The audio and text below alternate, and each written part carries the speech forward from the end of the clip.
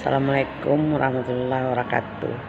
Nah, baiklah, saya akan menceritakan sebuah legenda yang berjudul Batu Menangis.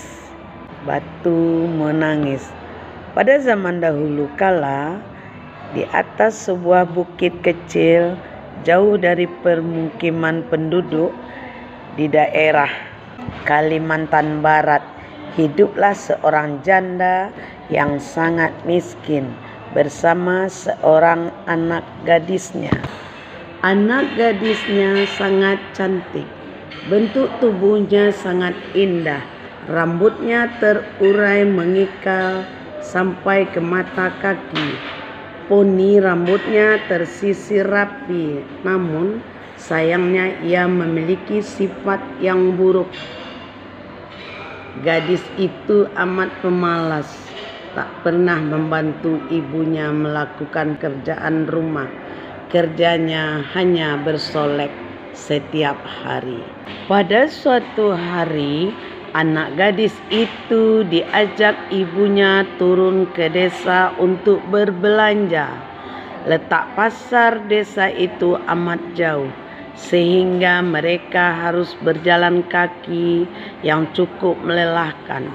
Anak gadis itu berjalan melenggang dengan memakai pakaian yang bagus dan bersolek agar orang di jalan yang melihatnya nanti akan mengagumi kecantikannya. Sementara ibunya berjalan di belakang sambil membawa keranjang dengan hati yang sangat dekil. Karena mereka hidup di tempat terpencil, seorang pun mengetahui bahwa kedua perempuan yang berjalan itu adalah ibu dan anak. Di antara orang yang melihatnya itu, seorang pemuda mendekati dan bertanya kepada gadis itu, "Hai gadis cantik, apakah yang berjalan di belakang itu ibumu?" Namun apa jawaban anak gadis itu? "Bukan," katanya dengan angkuh, "ia adalah pembantuku." Kedua ibu dan anak itu kemudian meneruskan perjalanannya. Tak berapa jauh mendekati lagi seorang pemuda dan bertanya kepada anak gadis itu, "Hai manis, apakah yang berjalan di belakangmu itu ibumu?" "Bukan, bukan," jawab gadis itu dan mendongakkan kepalanya, "ia adalah budak."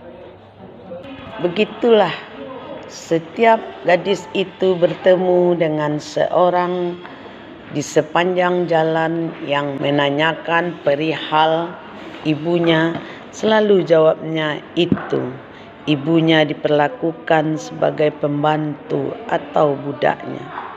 Pada mulanya mendengar jawaban putrinya yang durhaka itu, ditanya orang, si ibu masih dapat menahan diri. Namun setelah berulang kali didengarnya jawabannya sama dan yang amat menyakitkan hati, akhirnya si ibu yang malang itu tak dapat menahan diri.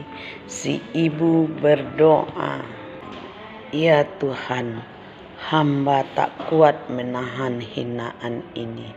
Anak kandung hamba begitu teganya memperlakukan diri hamba sedemikian rupa. Ya Tuhan, hukumlah anak durhaka ini, hukumlah dia." Atas kekuasaan Tuhan yang Maha Esa, perlahan-lahan tubuh gadis durhaka itu berubah menjadi batu. Perubahan itu dimulai dari kaki.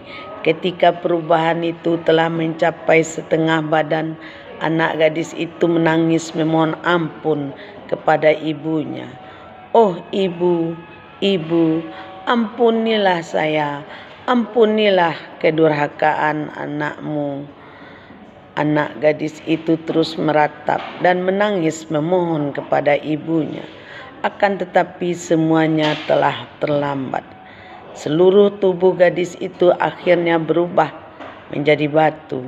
Sekalipun menjadi batu, namun orang yang dapat melihat bahwa kedua matanya masih menitikkan air mata seperti sedang menangis.